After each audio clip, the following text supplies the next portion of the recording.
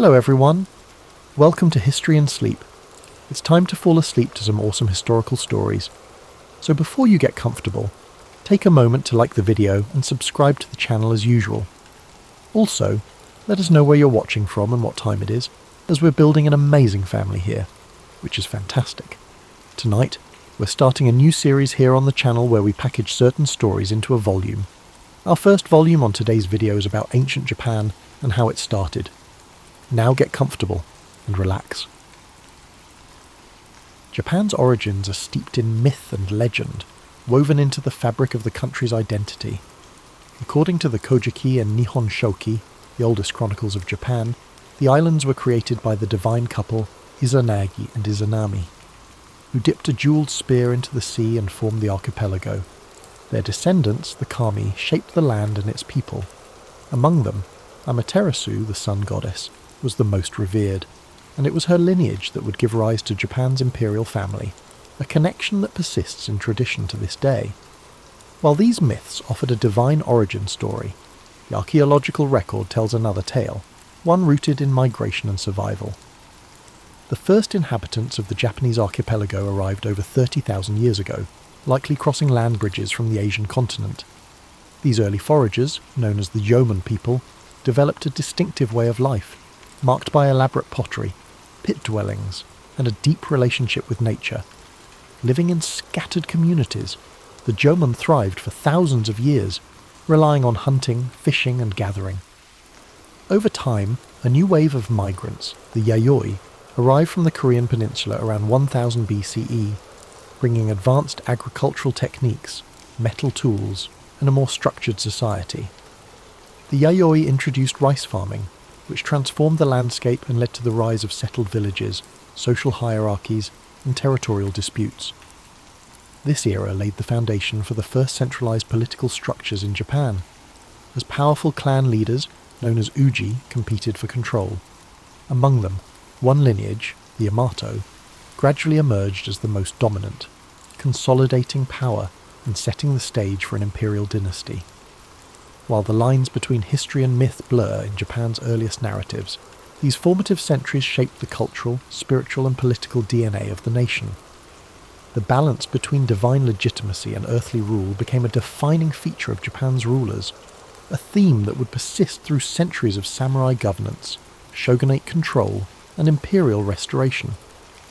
The echoes of these ancient times still resonate in modern Japan, where traditions, shrines, and rituals continue to honour the distant past, maintaining a tangible link to the country's mythological and historical roots. As the Yayoi period gave way to the Kofun era circa 250 to 538 CE, Japan saw the rise of powerful clans that vied for dominance, each commanding vast agricultural territories and fortified settlements. Among these rival factions, the Yamato clan gradually asserted its influence over much of central and western Japan, cementing itself as the dominant force. Unlike the decentralized power structures of earlier centuries, the Yamato rulers established a centralized authority, one that derived legitimacy from both military strength and divine ancestry. They claimed descent from Amaterasu, the sun goddess, an assertion that reinforced their divine right to rule and set a precedent for Japan's imperial institution. As the Yamato extended their control, they adopted new governing strategies, incorporating rival clans into their administration rather than outright destroying them. This tactic allowed them to unify a fragmented land while keeping powerful regional families invested in their rule. Large keyhole-shaped burial mounds, known as kofun, began dotting the landscape, serving as massive tombs for Yamato rulers and symbolizing their growing authority. These colossal structures, some stretching over 400 meters, contained elaborate grave goods, including bronze mirrors, iron weapons, and Chinese-style artifacts, signalling Japan's increasing interaction with the continent. Diplomacy and warfare both played critical roles in the Yamato's consolidation of power. They maintained close ties with the Korean peninsula's three kingdoms, Baekje, Silla, and Goguryeo, exchanging military assistance and cultural knowledge. This relationship introduced advanced ironworking, Buddhism, and Chinese writing, innovations that would profoundly shape Japan's social and political evolution. By the 6th century, the Yamato rulers had firmly established themselves as the sovereign power of the land, transitioning from mere chieftains to imperial monarchs. This period also saw the emergence of the term Tenno, meaning heavenly sovereign, which became the official title of the emperor, reinforcing the dynasty's divine mandate. However, true centralized rule was still in its infancy, and the emperor's power often depended on alliances with influential aristocratic families, particularly the Soga clan. Buddhism's arrival from Korea further accelerated political and ideological shifts, as different factions debated whether to embrace or resist the foreign faith. Ultimately, the Soga championed Buddhism, securing its place in Japanese society and aligning themselves with the imperial family. This decision not only strengthened the Yamato state's ties to continental Asia, but also set the stage for profound transformations in governance, religion, and cultural identity. The dawn of imperial rule in Japan was not a sudden event but a gradual process, one shaped by diplomacy, conflict, and strategic alliances. The Yamato legacy endured, providing the framework for what would become the enduring Japanese imperial institution, one that still exists today as the oldest hereditary monarchy in the world. As the Yamato rulers solidified their control, Japan entered a period of profound transformation known as the Asuka period, 538 to 710 CE, a time when foreign influences, particularly from China and Korea, began reshaping nearly every aspect of Japanese society. The most significant change was the introduction and eventual adoption of Buddhism, an event that sparked both political conflict and cultural evolution. Initially met with resistance from conservative Shinto factions, Buddhism found powerful patrons in the Soga clan, a family that wielded immense influence in the imperial court. The Soga championed Buddhist teachings, not merely as a spiritual doctrine but as a tool of political legitimacy, linking Japan to the great civilizations of the Asian mainland. Their support culminated in the construction of grand temples and the promotion of Buddhist ideals, solidifying the religion's place within the emerging state. However, their growing power provoked backlash from rival aristocratic factions, leading to a violent coup in 645 CE, where Prince Naka no Oe and his ally Fujiwara no Kamatari orchestrated the fall of the Soga. This event, known as the Taika Reform, marked a turning point in Japanese history. It ushered in sweeping administrative and land reforms inspired by China's Tang dynasty. The reforms sought to centralize power under the emperor, replacing the old clan-based governance system with a structured bureaucratic state. Land ownership was redefined, with all land technically belonging to the emperor and distributed to farmers in exchange for tax obligations. A new legal code, the Ritsuryo system, was established. Closely mirroring the Chinese model of governance, it introduced provincial governors, census-based taxation, and a standing military force. This process of state formation reached new heights in the Nara period, 710 to 794 CE, when Japan's rulers sought to create a true imperial capital akin to China's Chang'an. In 710, the imperial court relocated to Heijo-kyo, modern-day Nara, a meticulously planned city laid out in a grid pattern, reflecting the influence of Tang dynasty urban design. Nara became the heart of government, culture, and religion, filled with grand Buddhist temples and administrative complexes. The most striking symbol of this era was the construction of Todaiji, a monumental temple housing the great Buddha Daibutsu, a colossal bronze statue commissioned by Emperor Shomu. This project exemplified the fusion of politics and religion, as the emperor sought to use Buddhism as a unifying force to legitimize his rule and bring stability to the realm. However, this increasing reliance on Buddhist institutions came with unintended consequences. Powerful Buddhist monasteries amassed great wealth and influence, often interfering in court politics. Monastic factions formed their own armed militias, threatening imperial authority. Additionally, the expenses of maintaining a centralized state and funding extravagant temple projects placed a heavy financial strain on the government. Despite these challenges, the Asuka and Nara periods laid the foundation for Japan's national identity. The first written histories, the Kojiki and Nihon Shoki, were compiled, blending mythology and historical accounts to establish the legitimacy of the imperial lineage. Confucian ideals shaped court etiquette and governance, while Chinese-style calligraphy, poetry, and artistic traditions took root in Japanese culture. Yet, even as Japan embraced these continental influences, it remained distinct, adapting foreign models to fit its unique social and political structure. By the late 8th century, dissatisfaction with the growing power of Buddhist institutions and concerns over court corruption led to a bold decision to abandon Nara and establish a new capital. This move marked the end of one era and the dawn of another, as Japan prepared to enter the age of aristocratic refinement and cultural flourishing in Heian-kyo, modern-day Kyoto. As the imperial court relocated to Heian-kyo in 794 CE, Japan entered the Heian period, 794 to 1185, an age of refinement, courtly elegance, and cultural achievements that would leave an enduring legacy. This era saw the court aristocracy, particularly the powerful Fujiwara clan, dominate political life through strategic marriages and manipulation of the emperor's authority. Rather than ruling directly, emperors often became symbolic figures, while real power rested in the hands of regents and chancellors from the Fujiwara lineage. This aristocratic elite revelled in a life of aesthetic pursuits, developing sophisticated literary traditions, art, and fashion.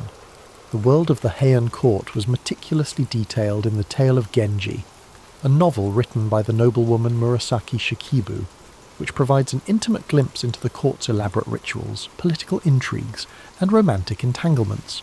Poetry, calligraphy, and the appreciation of nature became essential aspects of aristocratic life.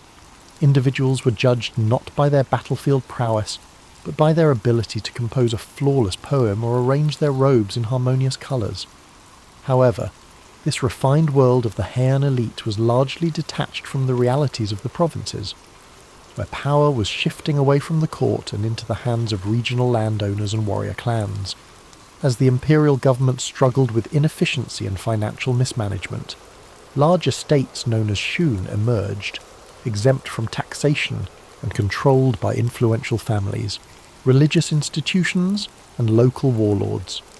These estates operated independently, weakening the emperor's grip on the countryside.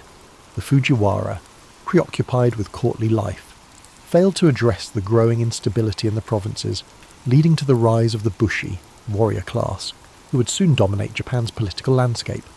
These warriors, initially employed as estate enforcers and mercenaries, gradually amassed land and influence, forming powerful samurai clans. By the late Heian period, two dominant warrior families, the Taira and the Minamoto, emerged as the key players in Japan's shifting power dynamics. Their rivalry culminated in a series of violent conflicts, known as the Genpei War, 1180 to 1185, which would decide the fate of the nation. The aristocratic Heian court, once the pinnacle of cultural sophistication, found itself powerless against the militarized society rising in the provinces. While poetry and courtly aesthetics flourished in Heian-kyo, battles raged across the countryside, heralding the end of imperial dominance and the dawn of the samurai age.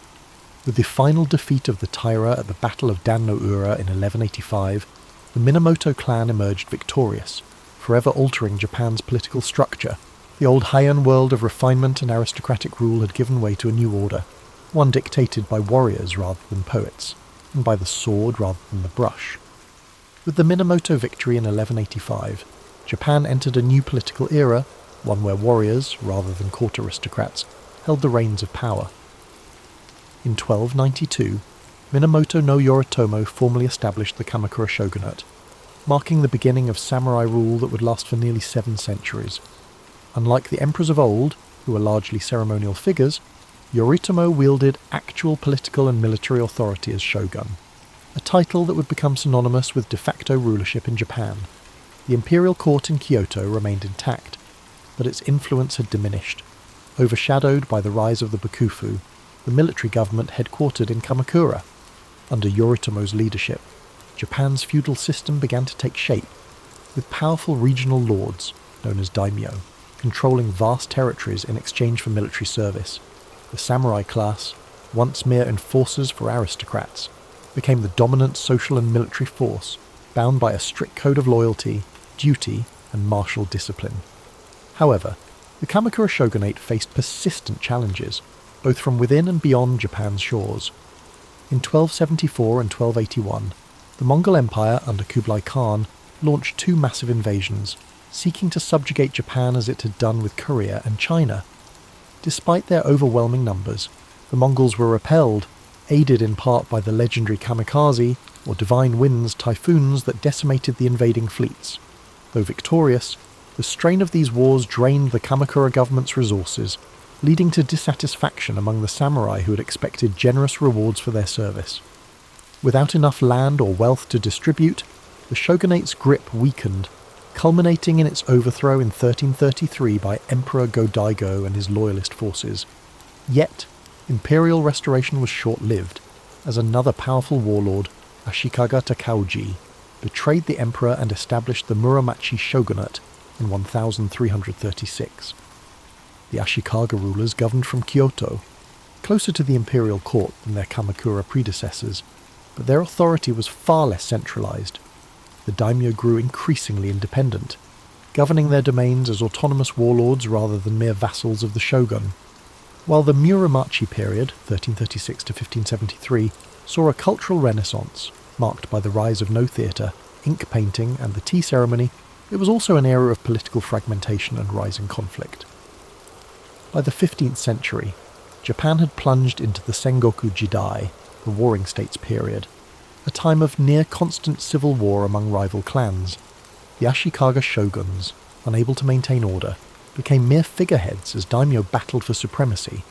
This period set the stage for the dramatic rise of three of Japan's most famous warlords, Oda Nobunaga, Toyotomi Hideyoshi, and Tokugawa Ieyasu, who would ultimately unify the fractured nation. The age of the samurai had reached its apex, but the chaos of civil war had proven that Japan needed a stronger, more centralized government. The centuries of warrior rule had reshaped the country's political landscape, replacing the old aristocratic order with a new hierarchy built on military might, land control, and unwavering feudal loyalty. Yet, even as samurai lords waged war, the seeds of a more unified Japan were already being sown, setting the stage for the final transformation of the feudal era. As Japan descended into chaos, during the Sengoku Jidai, the Warring States period, three formidable warlords emerged to bring an end to the long era of civil strife. The first was Oda Nobunaga, a brilliant but ruthless strategist who launched a campaign to unify Japan in the late 16th century. He revolutionized warfare by adopting Western firearms, implementing innovative battlefield tactics, and crushing rival daimyo with brutal efficiency. By the 1570s, Nobunaga had seized Kyoto and dismantled the remnants of the Ashikaga shogunate. However, his rule was cut short in 1582 when he was betrayed by one of his own generals, Akechi Mitsuhide, and forced to commit seppuku. His unfinished mission was taken up by Toyotomi Hideyoshi, a former peasant-turned-general who proved himself as one of history's greatest tacticians. Hideyoshi completed the unification of Japan, eliminating remaining rivals and establishing control over the entire archipelago by 1590. He enacted sweeping reforms, disarming the peasantry, restricting samurai to castle towns, and reorganizing the feudal hierarchy to ensure loyalty. However, his ambitions stretched beyond Japan. In 1592 and 1597, he launched massive invasions of Korea in a bid to conquer China. These campaigns ended in disaster, draining Japan's resources and costing thousands of lives. When Hideyoshi died in 1598, his generals vied for control, leading to the decisive Battle of Sekigahara in 1600. It was Tokugawa Ieyasu, a cunning and patient strategist, who emerged victorious. In 1603, he established the Tokugawa shogunate, ushering in the Edo period, 1603 to 1868, a time of unprecedented peace, stability, and isolation. Unlike his predecessors, Ieyasu prioritized long-term control over immediate conquest. He moved the seat of power to Edo, modern-day Tokyo, where he constructed an intricate system of governance to prevent future uprisings. The Bakuhan system divided authority between the shogunate and regional daimyo, ensuring that local lords remained powerful but ultimately subservient to the Tokugawa family. To maintain control, Ieyasu implemented the Sankin-kotai policy, which required daimyo to alternate living in Edo and their home provinces, draining their wealth and keeping them under close watch. Meanwhile, he enacted strict social policies that solidified Japan's rigid class hierarchy, samurai, peasants, artisans, and merchants, ensuring that each class remained in its designated role. One of the most defining features of the Tokugawa era was Japan's policy of isolation, known as sakoku. Fearing foreign influence, particularly the spread of Christianity, the shogunate banned European missionaries, restricted trade to a few controlled ports, and prohibited Japanese citizens from travelling abroad. For over 2 centuries, Japan remained almost entirely closed to the outside world, developing a distinct insular culture. Despite this isolation, the Edo period saw a flourishing of the arts, literature, and urban culture. Cities like Edo, Kyoto, and Osaka became centres of commerce and entertainment, giving rise to kabuki theatre, ukiyo-e woodblock prints, and haiku poetry. Samurai, now mostly bureaucrats rather than warriors, turned to scholarship and administration, while merchants, despite their low social status, grew increasingly wealthy. Yet, beneath the surface of stability, cracks began to form. Economic strain, rigid social policies, and foreign pressure would eventually force Japan to reopen its doors in the 19th century, bringing an end to the Tokugawa era and ushering in the Meiji Restoration. Still, the unification efforts of Nobunaga, Hideyoshi, and Ieyasu had laid the groundwork for modern Japan. Their legacies endured, shaping the country's political structure, cultural identity, and samurai ethos long after the last shogun relinquished power. The centuries of war and bloodshed had finally given way to order, but the cycle of history ensured that change would come again. But there are more stories to come, each offering a new perspective on the rich and complex history of this land.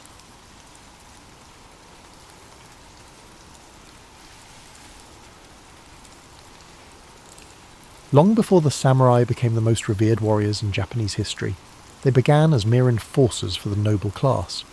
In the early centuries of Japan's political development, power rested in the hands of the imperial court and aristocracy, with local disputes often settled by hired fighters rather than structured military forces. However, as the Heian period progressed, land ownership shifted from centralized control to private estates, shun, which gave rise to influential provincial lords who needed warriors to protect their holdings. These warriors, initially called saburao, meaning to serve, evolved into the samurai, a class of fighters who would one day dominate Japan's social and political order. Unlike the court nobles in Kyoto, these provincial warriors lived by the sword, honing their skills in mounted archery, swordsmanship, and disciplined military tactics. They were not just fighters, but strategists, trained in loyalty, duty, and honour, principles that would later be enshrined in Bushido, the code of the samurai. The imperial government's decline in the late Heian period accelerated the rise of the samurai, as noble families began relying more on military clans for protection. Among the most powerful of these emerging warrior families were the Minamoto and the Taira, 2 clans whose rivalries would shape Japan's history. Initially, these samurai were still seen as servants of the court, their status subordinate to the aristocracy. But that perception began to change as warriors gained influence through both battlefield prowess and political manoeuvring. By the 12th century, samurai were no longer just defenders of noble estates. They were power brokers in their own right, leading vast armies and commanding immense respect. The shift from noble rule to warrior rule was not sudden, but rather a gradual process driven by the failures of the imperial government to maintain order. As regional conflicts escalated and lawlessness spread across the provinces, the need for strong military leadership became undeniable.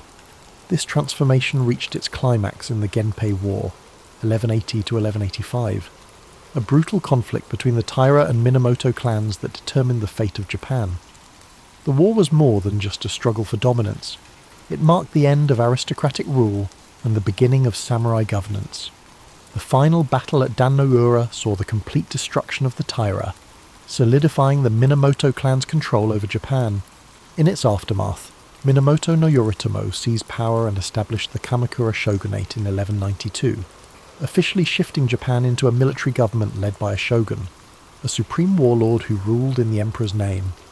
This event marked the true emergence of the samurai as the ruling class of Japan, their influence stretching beyond warfare into governance, law, and culture.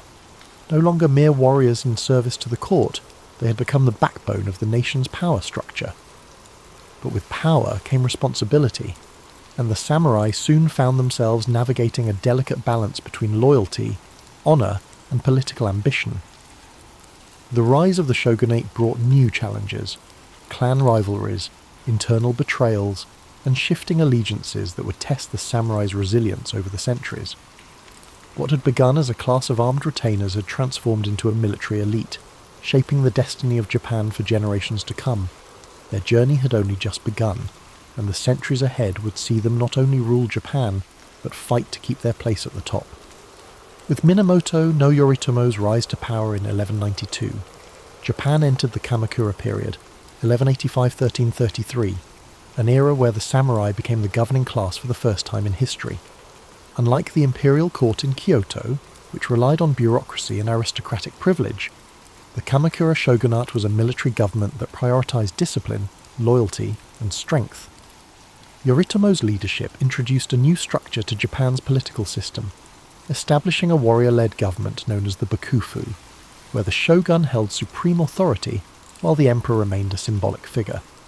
This system formalized the samurai's dominance, granting them land in exchange for military service, creating a feudal order where loyalty between a samurai and his lord became the foundation of governance. However, maintaining control over a country filled with ambitious warlords and noble families was no easy task. To solidify his grip, Yoritomo established the Shugo and Jito, military governors and estate stewards, who ensured the shogunate's rule extended to the farthest reaches of Japan. Despite Yoritomo's careful planning, internal struggles soon threatened the stability of the Kamakura shogunate. After his death in 1199, his widow Hojo Masako maneuvered her family into power, ensuring that real authority rested with the Hojo regents rather than the shogun himself. Under Hojo rule, the shogunate became more of an oligarchy, where the regents controlled political decisions while the puppet shoguns remained figureheads. Though this system maintained stability for a time, it created resentment among rival samurai clans who felt excluded from power. However, just as internal divisions threatened to weaken Japan's new military government, an even greater threat loomed on the horizon: the Mongol Empire. By the mid-13th century, the Mongols, under Kublai Khan, had conquered China and Korea, setting their sights on Japan. In 1274, they launched the first Mongol invasion, sending a massive fleet of warships and warriors to the shores of Kyushu. The Mongols fought unlike anything the samurai had ever encountered, using coordinated cavalry charges, massed archery, and explosives to disrupt traditional Japanese combat styles. The samurai, accustomed to one-on-one duels and honor-driven warfare, struggled against the Mongols' brutal efficiency. However, before the Mongols could achieve total victory, a typhoon struck their fleet, destroying many of their ships and forcing them to retreat. This storm, later called kamikaze, or divine wind, was seen as divine intervention, a sign that the gods had protected Japan. Undeterred, Kublai Khan launched a second invasion in 1281, this time with an even larger force of over 140,000 soldiers. For months, the samurai defended Japan with relentless determination, holding back the Mongols in grueling coastal battles. Once again, nature intervened. Another powerful typhoon struck, sinking much of the Mongol fleet and drowning thousands of invaders. The Mongols retreated, never attempting another invasion of Japan. These events solidified Japan's belief in divine protection, reinforcing the idea that the samurai were not only warriors, but guardians of a sacred land. However, the victory came at a cost. Defending against the Mongols had drained the shogunate's resources, and unlike traditional wars between samurai clans, there was no land to reward the warriors who had fought so bravely. Discontent spread among the samurai, many of whom felt their service had gone unrewarded. The financial strain and growing unrest began to unravel the Kamakura shogunate. Samurai clans, once loyal to the Hojo regents, turned against them, culminating in Emperor Go-Daigo's rebellion in 1331. With the help of powerful warriors like Ashikaga Takauji, the imperial forces overthrew the Kamakura government in 1333, bringing an end to the first shogunate. However, this was not a return to imperial rule. Instead, it paved the way for a new warrior dynasty, the Ashikaga shogunate, which would rule Japan in an even more fragmented and chaotic age. The samurai had proven they were the undisputed rulers of Japan, but the battle for supremacy among them was far from over. As the Kamakura shogunate crumbled, Japan drifted into a period of uncertainty, much like a restless night where stability fades into shadow. In 1336, Ashikaga Takauji, once a loyal general of Emperor Go-Daigo, turned against the imperial forces and seized control, establishing the Ashikaga shogunate. Unlike the Kamakura government, which had ruled with a firm military grip, the Ashikaga sought to balance power between the shogunate and the imperial court. At first, this seemed like a gentle transition, a lull before the next storm. Kyoto became the political and cultural heart of Japan once more, and the capital's refined atmosphere encouraged the flourishing of art, poetry, and Zen Buddhism. The Muromachi period, 1336 to 1573, saw the rise of No theatre, elegant ink paintings, and the tea ceremony, a practice designed to bring a sense of serenity and mindfulness to those who participated. Yet, beneath this tranquil facade, Japan remained in turmoil, much like an unsettled dream where nothing is truly at peace. The Ashikaga rulers, unlike the tightly controlled Kamakura regime, struggled to maintain unity among the daimyo, the powerful warlords who controlled vast territories across the country. The Bakufu had established its rule, but it was weaker than before, relying on fragile alliances that could crumble at any moment. The Onin War, 1467 to 1477, proved to be the breaking point, shattering the illusion of stability and plunging Japan into over a century of near-constant warfare. The once orderly world of feudal loyalty began to dissolve, as samurai lords turned on one another in an unending battle for dominance. During this time of unrest, the samurai class continued to evolve, not just as warriors, but as enforcers of order in a world that had lost its balance.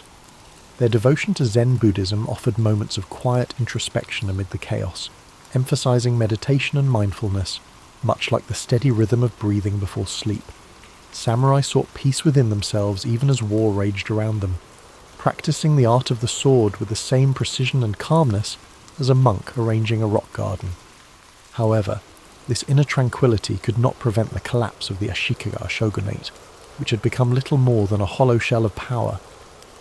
By the late 1500s, Japan had drifted into the Sengoku Jidai, the Warring States period, where no ruler held true control, and samurai warlords battled endlessly for supremacy. As the nights grew longer with uncertainty, the people of Japan awaited a leader strong enough to bring an end to the strife. The age of elegant courtly politics had faded, replaced by a time of battle, ambition, and relentless struggle. The country had become a storm-tossed sea, searching for the stillness of dawn. And soon, three remarkable figures, Oda Nobunaga, Toyotomi Hideyoshi, and Tokugawa Ieyasu, would rise from the chaos to forge a new era. But before peace could be restored, Japan would have to endure its most turbulent dreams of war. The Sengoku Jidai, 1467 to 1600, was a time when Japan existed in a state of endless night, a restless dream filled with the sounds of clashing swords and the distant echoes of battle drums. The Ashikaga shogunate had lost control, leaving the land divided among powerful daimyo, each ruling their own domain like kings of miniature kingdoms. Castles rose across the landscape, fortified strongholds where warlords plotted their next move, their sleepless ambition keeping Japan in a cycle of bloodshed. Alliances were made and broken like fleeting dreams, with battles erupting across the country in an endless struggle for supremacy.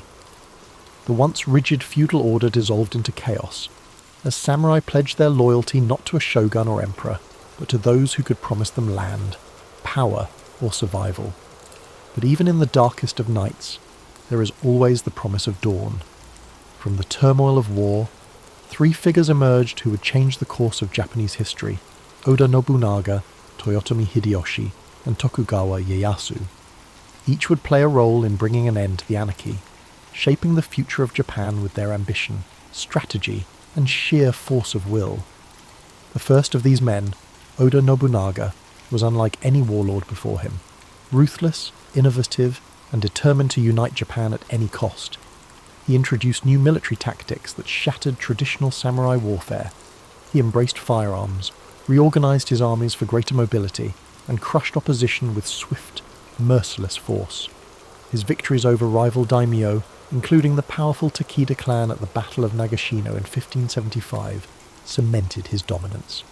Yet, Nobunaga's dream of unification was cut short in 1582, when he was betrayed by one of his own generals and forced to take his own life. The mantle of leadership then passed to Toyotomi Hideyoshi, Nobunaga's brilliant general who had risen from humble beginnings. Hideyoshi completed what Nobunaga had started, bringing all of Japan under his control by 1590. He implemented sweeping reforms to ensure stability, disarming peasants to prevent uprisings, and restructuring the feudal system so that only samurai could bear arms. His leadership brought a brief moment of peace, a lull in the storm, yet his ambitions stretched beyond Japan. In 1592 and 1597, he launched massive invasions of Korea, hoping to conquer China as well. These campaigns ended in disaster, draining Japan's resources and weakening the fragile unity Hideyoshi had built.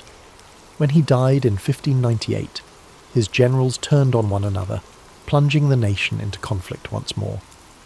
The final act of unification fell to Tokugawa Ieyasu, a patient and calculating leader who had bided his time while others fought for dominance.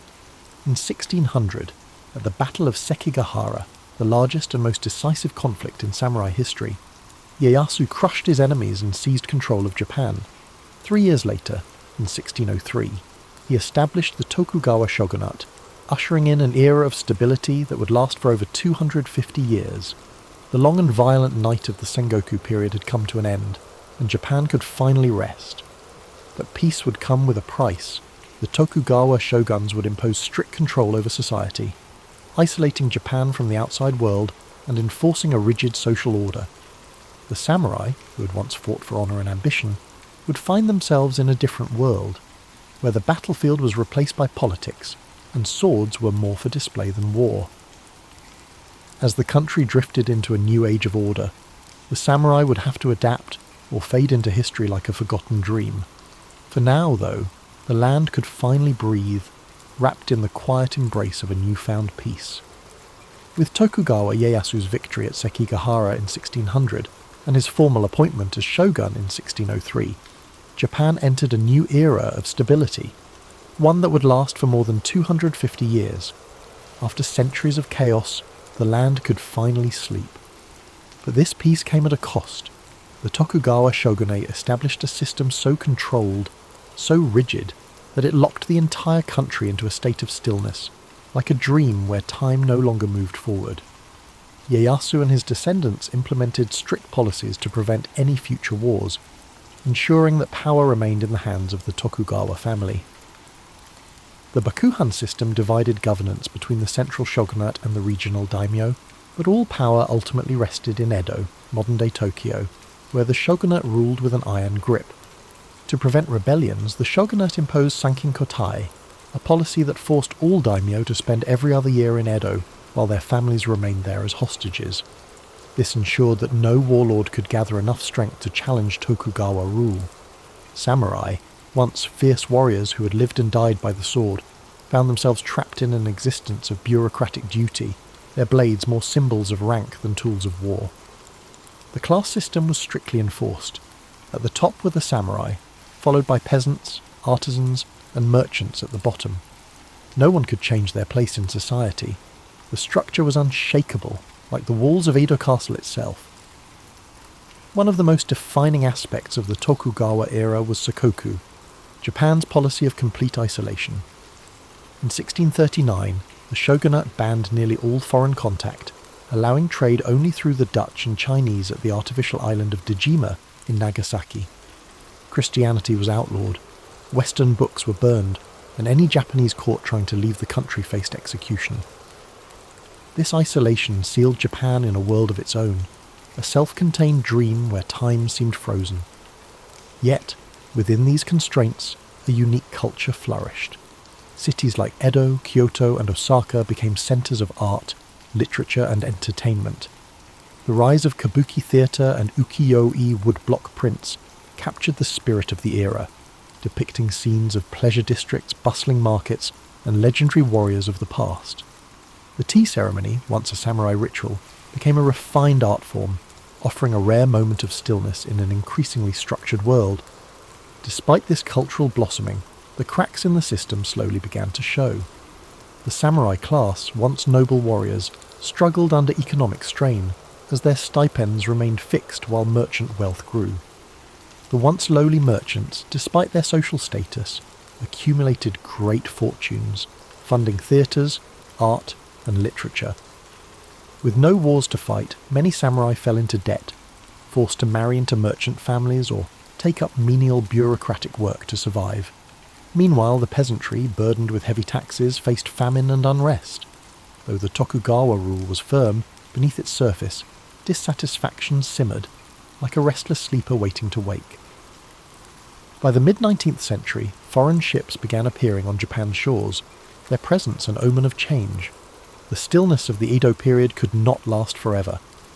Like the dawn breaking after a long and dream-filled night, a new era was approaching, one that would shake Japan from its slumber and thrust it into the modern world. For more than 250 years, Japan existed in a state of carefully maintained stillness, as if wrapped in an unbroken dream. The Tokugawa shogunate had built a fortress of peace, isolating the country from foreign influence and keeping strict order within its borders. But no dream lasts forever. By the mid-19th century, change loomed on the horizon as black ships appeared in Japanese waters, ominous and foreign, like shadows breaking through the quiet of night. These were the vessels of Commodore Matthew Perry, an American naval officer who arrived in 1853 with demands that Japan open its ports to trade. The shogunate, so accustomed to control, found itself powerless against the superior firepower and technology of the Western world. The illusion of stability began to crack. In 1854, under pressure from Perry's fleet, the shogunate signed the Treaty of Kanagawa, officially ending Japan's policy of Sengoku. For the first time in over 2 centuries, foreign influence poured in, bringing modern weapons, new technologies, and unfamiliar ideas. Japan's people, once lulled into the predictability of Tokugawa rule, suddenly found themselves in an unfamiliar landscape. Western-style clothing and steamships appeared in the harbours. Telegraphs and railways disrupted the old rhythms of life. The samurai, once the unquestioned rulers of the land, now found themselves staring into an uncertain future, their way of life becoming obsolete. The cracks turned into fractures as discontent spread across the nation. The shogunate's inability to resist foreign pressure angered many, including powerful daimyo and young samurai who longed for a return to Japan's former strength. 2 factions emerged, those who wished to reform the shogunate and those who sought to restore the emperor as the true ruler. The conflict escalated into the Boshin War, 1868 to 1869, a final struggle between the forces of the Tokugawa and the imperial loyalists. At the Battle of Toba-Fushimi, the modernized imperial army, armed with rifles and western artillery, overwhelmed the traditional samurai warriors, proving that the age of the sword had come to an end. In 1868, the victorious imperial forces declared the Meiji Restoration, and with it, the fall of the Tokugawa shogunate. The emperor was reinstated as the central figure of government, but this was no return to the past. Japan rapidly modernized, adopting Western-style governance, industry, and military tactics. In 1876, one of the final blows came, a law banning samurai from carrying swords in public, a symbol of their fading status.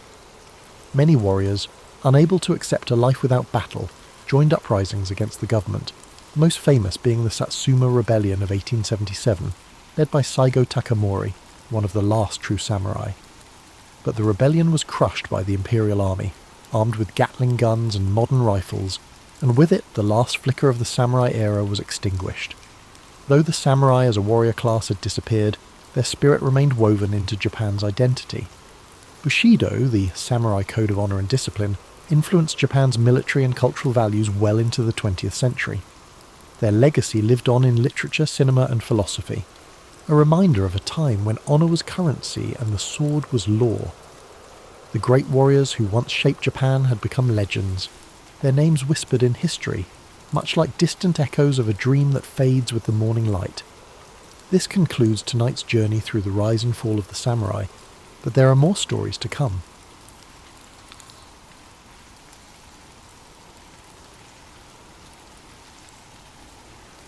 The mythological birth of Japan, from the gods to the first emperors. Before the first samurai drew their blades, and before the great shoguns ruled from their castles, Japan was a land of mystery. The story of Japan's creation begins not with humans but with gods, the kami, divine spirits who shaped the very essence of the islands. According to the Kojiki and Nihon Shoki, the oldest chronicles of Japan, two celestial beings, Izanagi and Izanami, stood upon the floating bridge of heaven, gazing down at a formless world. They dipped a jewelled spear into the sea, and as the droplets fell, they solidified into land. Thus, the Japanese archipelago was born. The gods descended, walking upon their creation, bringing forth mountains, rivers, and forests. Yet their divine union was not without sorrow. In giving birth to the fire god, Izanami perished, descending into the underworld, leaving Izanagi stricken with grief. His journey to reclaim her ended in horror, as he fled from the decayed form of his beloved, purifying himself in a sacred river. From this act of purification emerged three powerful deities: Amaterasu, the sun goddess, Tsukuyomi, the moon god, and Susanoo, the storm god, the very forces that would shape Japan's destiny. Amaterasu, radiant and benevolent, was entrusted with the heavens, while her brother Susanoo, wild and uncontrollable, was cast down to earth. In a fateful moment, their rivalry erupted into chaos. Susanoo, in a fit of rage, stormed through the celestial plains, destroying Amaterasu's rice fields, hurling filth into her palace, and causing devastation wherever he walked. Unable to bear the destruction, Amaterasu retreated into a cave, plunging the world into darkness. The other gods, desperate to restore light, devised a clever plan. They placed a mirror outside the cave, and as Amaterasu peeked out, drawn by curiosity, they pulled her into the open, bringing light back to the world. This event would forever symbolize the divine right of the Yamato rulers, who traced their lineage directly to the sun goddess herself. From the union of gods and mortals came Ninigi no Mikoto, Amaterasu's grandson, who was sent to rule the land of Japan. He descended from the heavens, carrying the three sacred treasures, the mirror, the sword, and the jewel, symbols of imperial authority that would be passed down through generations. His lineage led to Emperor Jimmu, the legendary first emperor of Japan, who, guided by divine spirits, waged war against rival tribes and established the imperial throne in 660 BCE. Though historical evidence for Jimmu remains elusive, his legacy endures, his name enshrined in myth, his reign marking the beginning of a dynasty that still exists today. While the myths of Japan's creation provided a divine foundation, the reality was far more complex. The archipelago was home to early human settlers long before the first emperors emerged. The Jomon people, hunter-gatherers who lived in pit dwellings and created intricate pottery, thrived for thousands of years, their way of life shaped by the land's untamed beauty. But as the centuries passed, a new wave of migrants arrived, the Yayoi people, bringing agriculture, metalworking, and social hierarchy. Their arrival marked a turning point, as small tribal groups evolved into structured communities, laying the groundwork for the powerful clans that would one day shape Japan's destiny. Thus, the origins of Japan exist in two worlds, the realm of gods and the realm of men. One speaks of divine will, celestial battles, and the blessings of Amaterasu. The other tells of migration, adaptation, and the forging of society. Both intertwine to form the foundation of Japan's history, where mythology and reality stand side by side, their echoes still felt in the rituals, shrines, and traditions of the modern nation. The role of Shinto and the worship of the kami. In the earliest days of Japan's history, long before the samurai and shoguns, the land was shaped not just by rulers, but by the unseen forces of the kami, the spirits and deities that resided in every aspect of nature.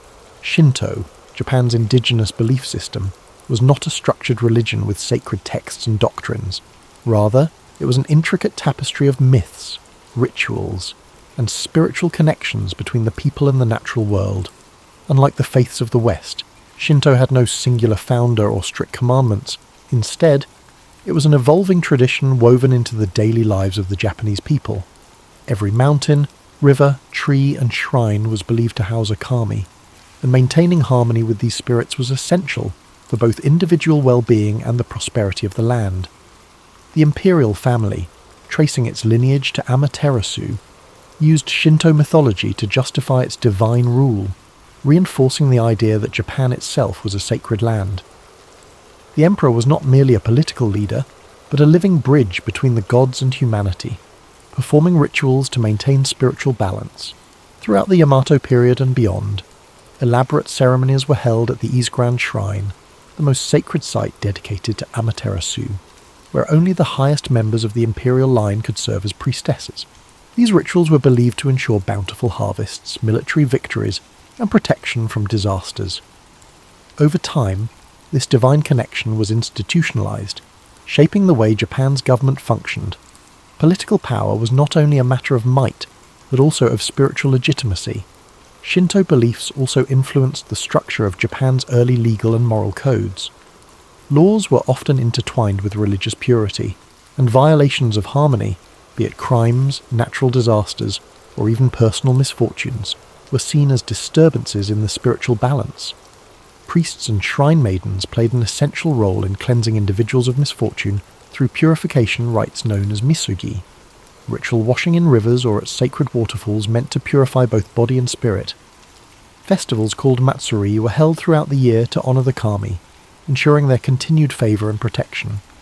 These festivals, filled with music, dance, and processions, were not just religious gatherings but also central social events that united communities under shared spiritual traditions. Beyond the imperial court, local clans and villages had their own kami, unique to their land and lineage.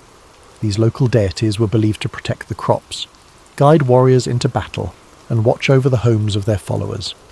Some kami were benevolent, offering blessings of health and fortune, while others were vengeful spirits requiring offerings and careful rituals to prevent their wrath.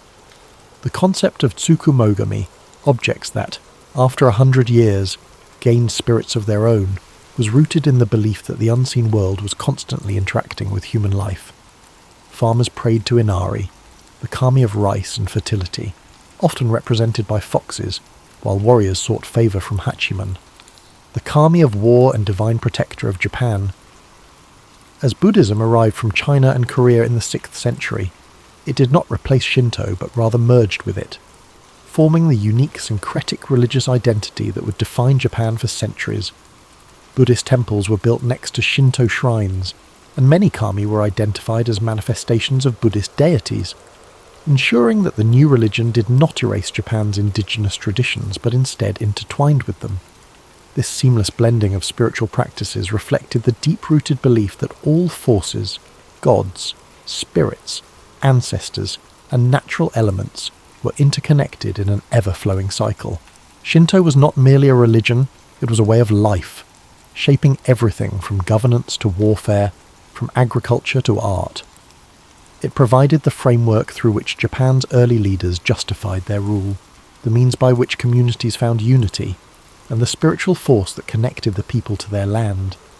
Even in modern Japan, where Shinto no longer dictates the laws of the land, its echoes remain, in the towering torii gates that stand at shrine entrances, in the festivals that still mark the changing seasons, and in the quiet reverence for nature that lingers in the heart of the nation. Sacred sites, rituals, and the power of purification. In ancient Japan, where the natural world and the spiritual world intertwined, sacred sites were more than places of worship. They were living connections between humans and the kami. The most revered among them was the Isgran Shrine, dedicated to Amaterasu, the sun goddess and divine ancestor of Japan's emperors. Nestled deep in the forests of Mie Prefecture, the shrine was rebuilt every 20 years in a centuries-old tradition, symbolizing renewal and the impermanence of all things. Only the imperial family and the highest-ranking priests were permitted to conduct rituals within its sacred grounds, ensuring that the emperor's divine link to the gods remained unbroken.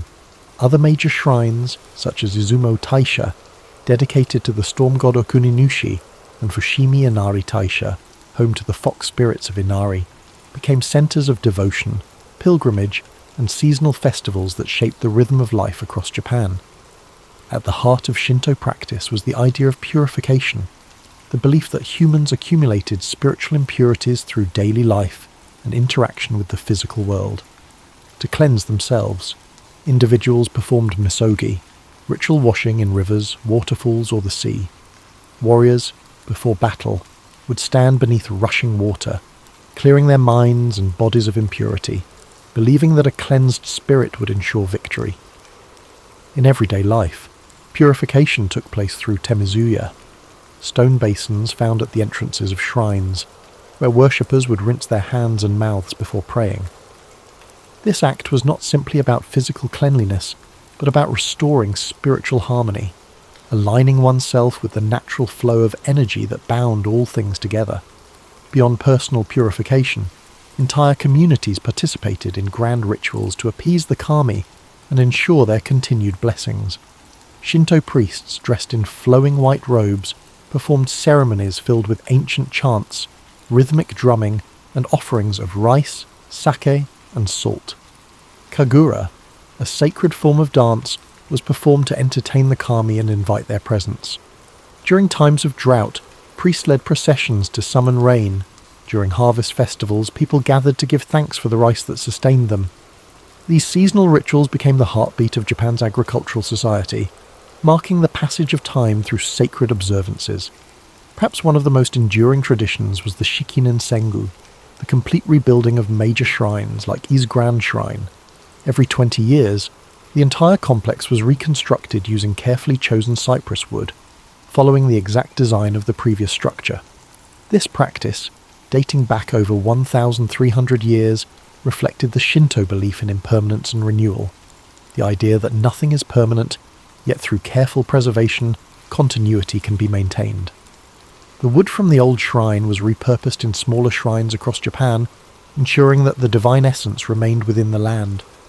Among the most feared spiritual disturbances were yokai and vengeful spirits, believed to emerge when proper rituals were not observed or when great injustices were left unresolved. The restless spirits of fallen warriors, betrayed lovers, or those who died with strong lingering emotions could transform into onryo, ghosts capable of cursing entire regions.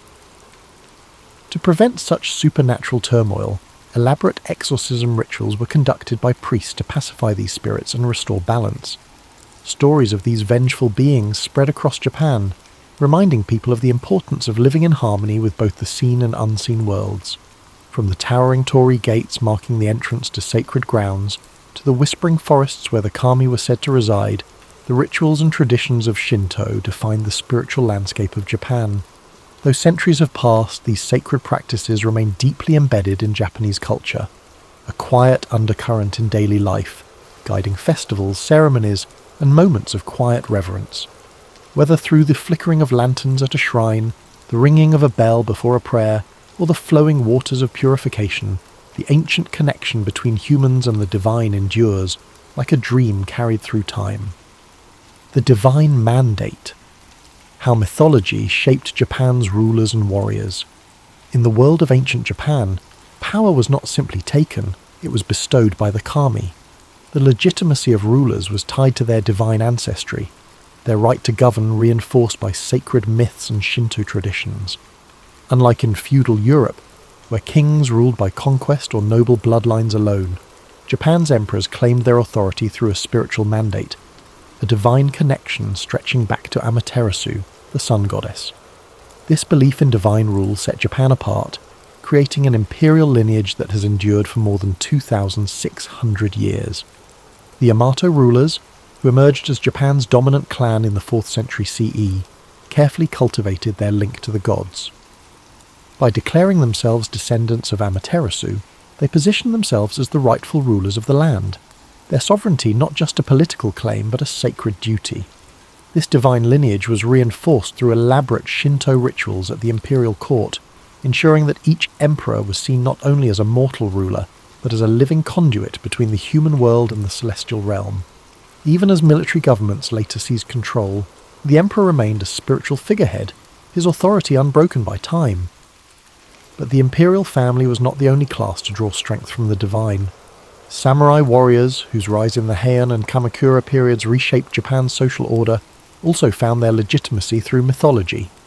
Many powerful samurai clans traced their lineage to legendary gods or heroes, using these connections to justify their rule over provinces and armies. The Minamoto clan, for example, claimed descent from Emperor Seiwa, reinforcing their authority as rightful military leaders.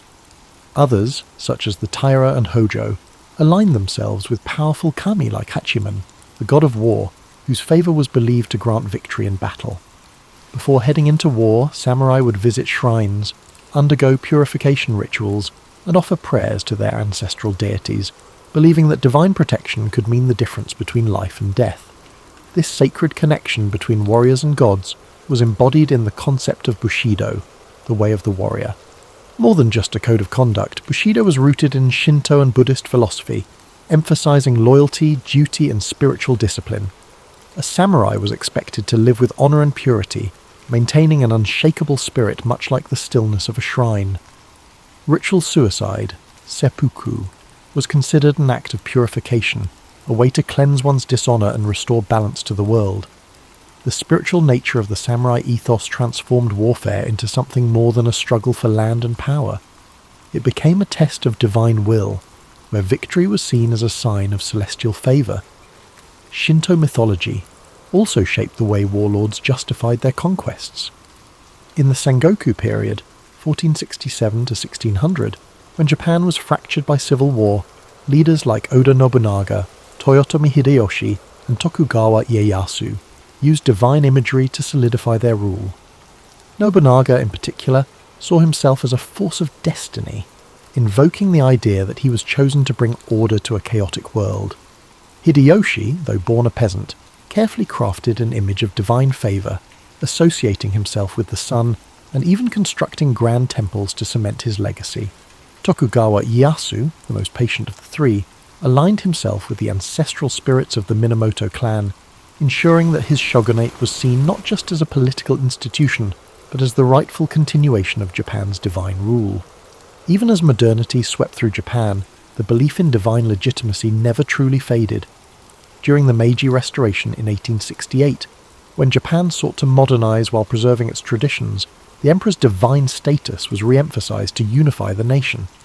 The idea that Japan was a sacred land chosen by the gods remained deeply ingrained in the national identity, shaping everything from politics to the arts. Thus, mythology was not simply a collection of ancient stories, it was a foundation of power, a force that shaped Japan's rulers, warriors, and vision of itself as a nation.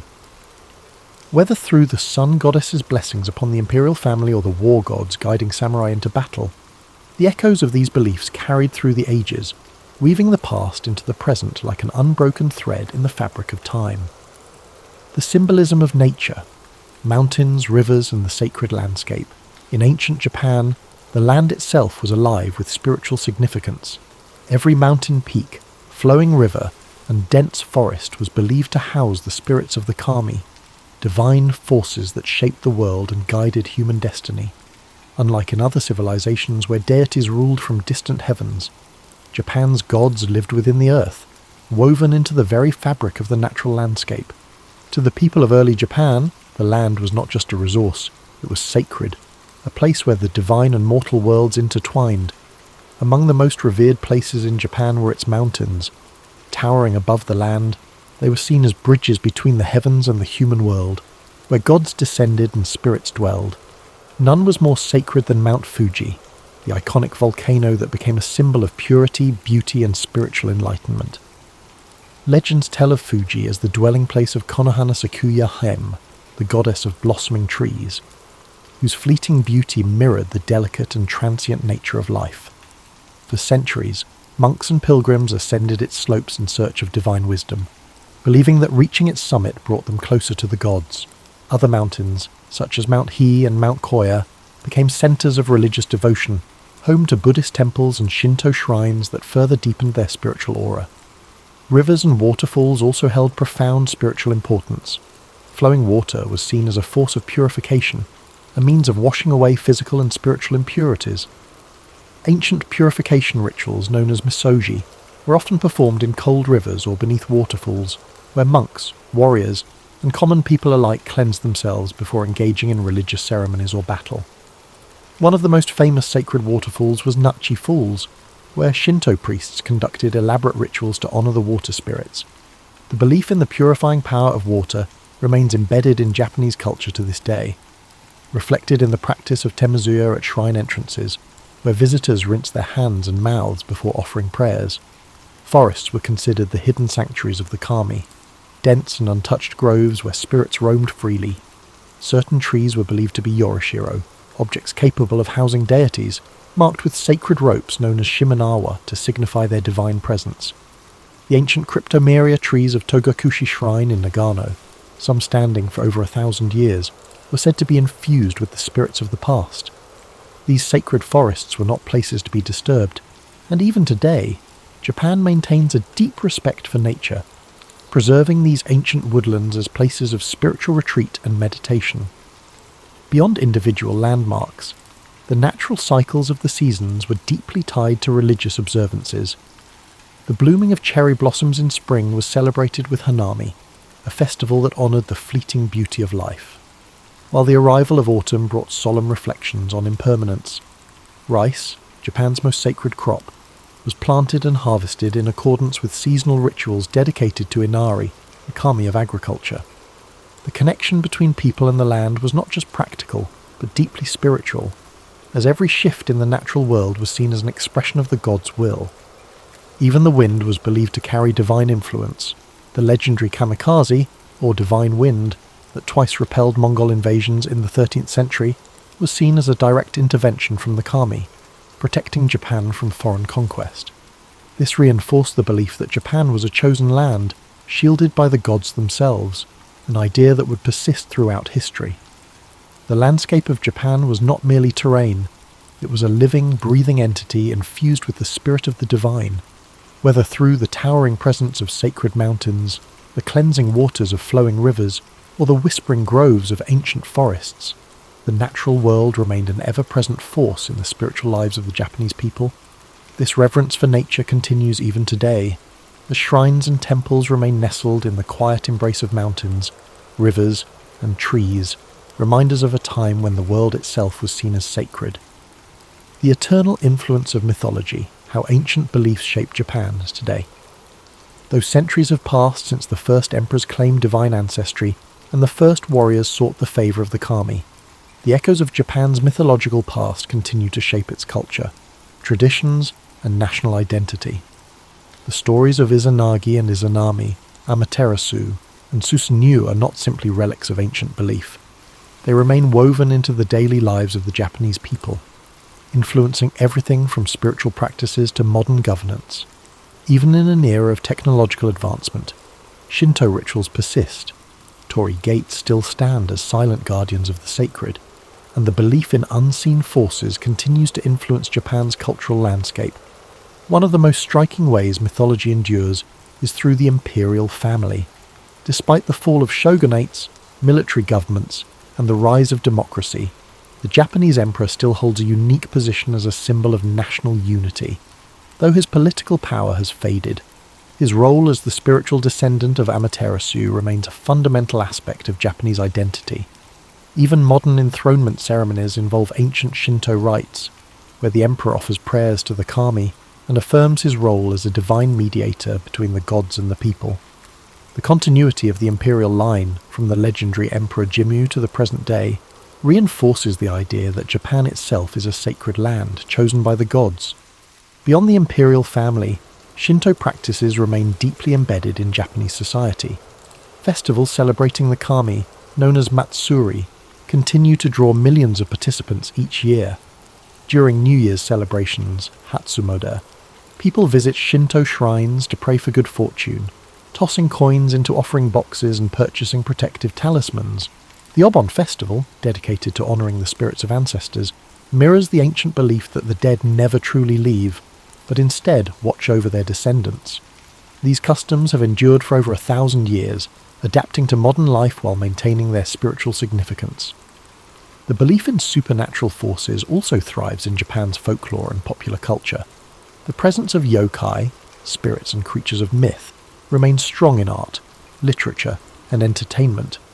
From the mischievous kitsune, fox spirits, to the vengeful onryo, ghosts, these beings still inspire countless films, novels, and anime. Even technological advancements have not diminished the influence of mythology. Modern video games, films, and books frequently draw upon ancient legends, ensuring that the tales of Japan's mythic past continue to captivate new generations. Japan's deep reverence for nature and purification rituals is also a direct inheritance from its mythological roots. The custom of cleansing oneself before entering sacred spaces persists, not just in shrines, but in everyday life. Whether through bathing culture in onsen, hot springs, or the symbolic washing of hands before meals, the idea that nature is sacred continues to influence conservation efforts, reflected in carefully preserved forests around shrines and the nation's commitment to protecting natural landscapes. Even Japan's approach to urban design maintains a sense of harmony with the environment, with traditional Zen gardens and temple grounds serving as places of quiet reflection amidst modern cityscapes. Perhaps most importantly, the spirit of Japan's mythology lives on in its people, the deep-seated sense of honour, perseverance, and connection to the past. The philosophy of mono no aware, the appreciation of impermanence, stems from Shinto and Buddhist influences, reminding people to embrace the fleeting beauty of life. The respect for ancestral wisdom and the idea of duty to one's community reflect values passed down from ancient times, shaping everything from family traditions to workplace ethics. Even as the world changes, the myths of Japan remain, flowing through the nation like an unseen current, shaping its identity in ways both subtle and profound. The spirits of the past are never far, still honoured in whispered prayers at shrines, still present in the towering trees of sacred groves, still guiding the land and its people as they have for millennia. This concludes tonight's journey into Japan's divine origins,